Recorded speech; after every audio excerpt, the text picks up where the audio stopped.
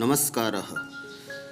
अद्य वयं रत्नावल्याः लेखकस्य महाकवि श्री हर्षवर्धनस्य अथवा अपरनाम श्री हर्षदेवस्य परिचयं पठामः। प्रश्नः अस्ति, महाकवि श्री हर्षवर्धनस्य अथवा श्री हर्षदेवस्य परिचयो देयः।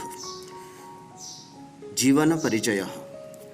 महाकवि हर्षवर्धनस्य जन्म सरस्वती नद्यास्तटे कुरुक्षेत्रसमीपे थाणेश्वराख्ये नगरे 90-500 ईस्व्यां बभूव। महाकवि श्री हर्षवर्धन का जन्म सरस्वती नदी के तट पर कुरुक्षेत्र के पास में थानेश्वरा नाम का कोई नगर है, उसमें ईसा की 590वीं शताब्दी में हुआ। अस्य पिता महाराजः प्रभाकरवर्धनः, माता च यशोमती आसीत्। इनके पिता प्रभाकरवर्धन और माता का नाम यशोमती था। श्री हर्षवर्धनस्य अग्रजः राज्यवर्धनः, अनुजा च राज्यश्री। श्री हर्षवर्धन के बड़े भाई का नाम राज्यवर्धन और छोटी बहन का नाम राज्यश्री था।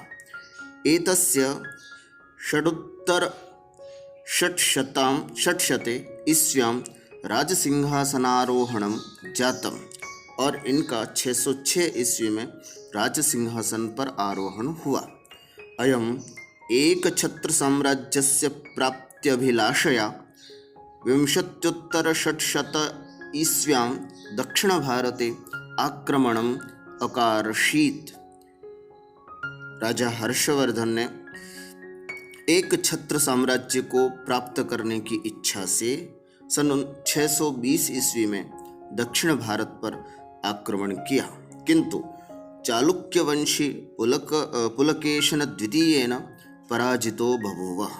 किंतु चालुक्यवंशी पुलकेशन द्वितीय जो थे राजा, उनसे वे पराजय को प्राप्त हुए। एतस्यैव प्रशासनकाले चीनदेशीय पर्यटकः हेन्सांग भारतम आजगाम। इन्हीं के प्रशासन काल में, महाकवि श्री हर्षवर्धन के ही प्रशासन काल में, चीन देश से पर्यटक जो बहुत प्रसिद्ध है इतिहास में, हेन्सांग भारत में आए। श्री हर्षवर्धनस्य राज्यं हिमालयाद आरभ्य नर्मदां यावत् मालवा गुर्जर बंगादिषु प्रदेशु विस्तृतम आसीत्। श्री हर्षवर्धन का राज्य हिमालय से लेकर के नर्मदा तक, जिसमें बीच में मालवा गुर्जर बंग आदि प्रदेश होते हैं, वहाँ तक पूरा विस्तृत इनका राज्य था। श्री हर्षवर्धनस्य 44-षट्शत ईस्व्यान्ते मृत्युरभवत्। और कहा जाता है श्री हर्षवर्धन की मृत्यु 646 ईस्वी में उनका स्वर्गवास हो गया। सम्राट श्री हर्षवर्धनः विद्वत्प्रियः, ज्ञानाराधकः, उदारहृदयः, विद्वान् कविश्च आसीत्। सम्राट श्री हर्षवर्धन विद्वानों को पसंद करने वाले अथवा विद्वान जिनको पसंद करते थे, ज्ञान के आराधक, अत्यंत उदार हृदय, विद्वान और स्वयं कवि भी थे। बाणभट्ट, मयूर, मातंग, दिवाकरादय विद्वांसः अस्य सभापंडिताः आसन्। ये जो प्रसिद्ध महाकवि के नाम यहाँ पर लिए जा रहे हैं, बाणभट्ट, मयूर, मातंग, दिवाकर आदि विद्वान इनके सभापंडित थे। महाकवि बाणभट्टः हर्षचरित नाम के ग्रंथे श्री हर्षवर्धनस्य प्रतिभायाः वर्णनम् अकार्षीत्। और अगर हमें इनकी प्रतिभा को देखना है तो महाकवि बाणभट्ट के द्वारा लिखी गई हर्षचरित नाम का जो ग्रंथ है, उसमें हर्षवर्धनस्य प्रतिभायाः वर्णनम् अकार्षीत्, उसमें श्री हर्षवर्धन की प्रतिभा का वर्णन और अच्छी तरह से किया है। धावक नामकः कवि स्वकाव्य प्रतिभया श्री हर्षदेवं प्रसाद्य तस्मात् विपुलं धनं प्राप्तवान्। काव्य प्रकाश में जैसे हम पढ़ते हैं धन प्राप्ति ही, काव्य से धन प्राप्ति कैसे होती है, उसमें आचार्य मम्मट ने, धावक कवि ने जैसे श्री हर्ष से धन की प्राप्ति की, ऐसा उदाहरण दिया है। उसी का प्रसंग यहाँ पर लेकर कहा जा रहा है कि धावक नामक कवि अपनी काव्य प्रतिभा से श्री हर्षदेवम प्रसाद्य श्री हर्षदेव को प्रसन्न करके तस्मात् विपुलम धनम प्राप्तवान, उनसे अत्यंत धन को प्राप्त किया। किसी भी कवि के एक दो तरह से परिचय देखे जाते हैं, एक तो जीवन परिचय और दूसरा रचना परिचय। आइए इनका रचना परिचय कैसा है देखते हैं। हर्षदेवस्य प्रमुखतया तिस्रः रचनाः आसन्। हर्षदेव की मुख्य रूप से 3 रचनाएं थी, प्रियदर्शिका, रत्नावली, नागानंदम। प्रियदर्शिका नाटिका, रत्नावली भी नाटिका और नागानंदम नाटक था। आइए सबसे पहले प्रियदर्शिका नाटिका का परिचय संक्षिप्त रूप में प्राप्त करते हैं। प्रियदर्शिका नाटिका। अस्यां नाटिकायां 4 अंकाः सन्ति। इस नाटिका में 4 अंक हैं। अस्याः नामकरणं नाटिकायाः नायिकायाः प्रियदर्शिकायाः नाम्ना अभवत्। इस नाटिका का नाम इस नाटिका की नायिका जो कि प्रियदर्शिका हैं उनके नाम से हुआ। नाटिकेयं महाकवि कालिदास विरचितात् मालविकाग्निमित्रम इत्याख्य नाटकात् प्रभाविता अस्ति। यह नाटिका महाकवि कालिदास के द्वारा विरचित मालविकाग्निमित्र नाम का जो नाटक है उससे बहुत अत्यंत प्रभावित है। अस्यां नाटिकायां वत्सराज उदयनस्य प्रियदर्शिकया सह प्रणयकथायाः सरसं मधुरं च वर्णनम् अस्ति। इस नाटिका में वत्सराज उदयन का प्रियदर्शिका के साथ प्रणय कथा का बहुत सरस और मधुर वर्णन किया गया है। दूसरा है नाटक नागानंदम, उसके बारे में समझते हैं। अस्मिन् नाटके 5 अंकाः सन्ति। अत्र सिद्धराजस्य पुत्र्या मलयवत्या सह विद्याधर राज जीमूतकेतोः पुत्रस्य जीमूतवाहनस्य प्रणयकथा तस्य च अपूर्वत्यागः वर्णितः। इस नाटक में सिद्धराज पुत्री मलयवती के साथ विद्याधर राजा जीमूत केतु का पुत्र जीमूत वाहन की प्रणय कथा और उनका अपूर्व त्याग वर्णन किया गया है। नाटकस्य नायकाः जीमूत वाहनः, नायिका मलयवती, विदूषकश्च मित्रावसुः। अस्य कथावस्तु बौद्धमूल कथातः स्वीकृतमस्ति। इसकी जो कथा वस्तु है वो बौद्ध मूल कथा से ली गई है। जीमूत वाहन नामकस्य बोधिसत्वस्य आत्माहुतिः एव अस्य मूल विषयः। जीमूत वाहन नाम के जो बोधिसत्व हैं उनका अपने आप का समर्पण और जो त्याग है वही इस नाटक का मूल विषय है। इयं कथा बृहत् कथायां दृश्यते। यह कथा जो है वो बृहत् कथा में देखी जाती है, अतः इस नाटक का जो उपजीव्य है वो बृहत् कथा है। नाटकस्य प्रथमांकत्रये जीमूतवाहन मलयवत्योः प्रेमवृत्तान्तः चित्रितः अस्ति। शुरू के 3 अंकों में इस नाटक के आदि के 3 अंकों में जीमूतवाहन और मलयवती के प्रेम प्रसंग को दिखाया गया है। अंतिमांकद्वये नायकस्य स्वार्थत्यागस्य अतिशयता चित्रिता अस्ति और अंतिम 2 अंकों में नायक का स्वार्थ त्याग की अतिशयता को प्रस्तुत किया गया है। आदिमांकत्रये श्रृंगार रसः। शुरू के 3 अंकों में श्रृंगार रस है।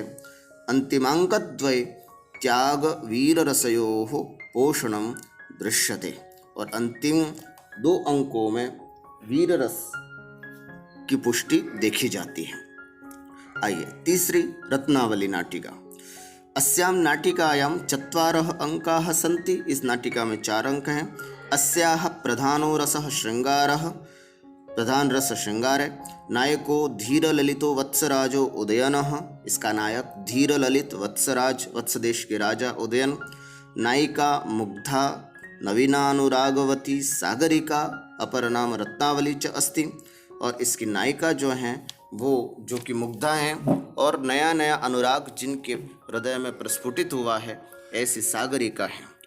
सिद्ध पुरुषस्य भविष्यवाणीं श्रुत्वा कोशाम्बी नरेश वत्सराज उदयनस्य अमात्यः योगन्धरायणः सिंगलेश्वरस्य विक्रमबाहो दुहितां रत्नावलीं प्रच्छन्नरूपेण सागरिका नाम्ना दासी रूपेण अंतःपुरे अप्रेषयत। सिद्ध पुरुष की भविष्यवाणी को सुनकर के कौशाम्बी नरेश वत्सराज उदयन के महामंत्री योगंधरायण ने सिंगलेश्वर विक्रमबाहु की पुत्री रत्नावली को प्रच्छन्न रूप से सागरिका नाम दे करके दासी के रूप में राजा के अंतःपुर में प्रवेश कराया। सागरिकायाः रूपलावण्येन शंकिता राज्ञी वासवदत्ता सागरिकां सर्वदा उदयनात् दूरम गोपयते।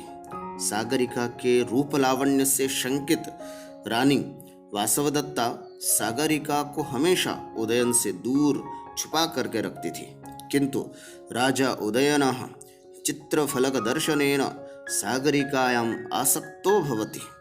किंतु राजा उदयन चित्रफलक के देखने से सागरिका में आसक्त हो जाता, अनुरक्त हो जाता है। राज्ञी वासवदत्ता सागरिकां कारागरे निगडबद्धा करोति, किंतु यदा वासवदत्ता जानाति यत् सागरिका अर्थात रत्नावली तस्याः मातुलस्य पुत्री राजकुमारी च वर्तते।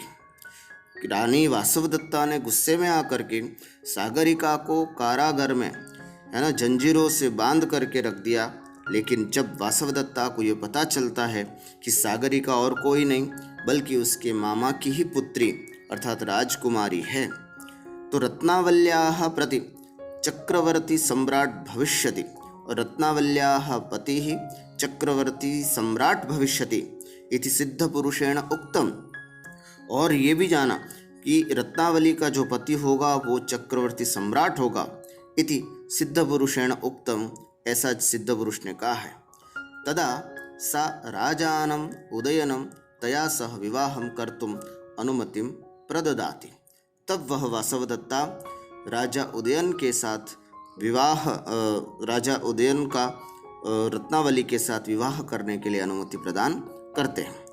ततः उसके बाद निशेषम यान्तु शांतिम पिशुन जनगिरो दुर्जया वज्रलेपा इति भरतवाक्येन नाटिका समाप्ता भवति।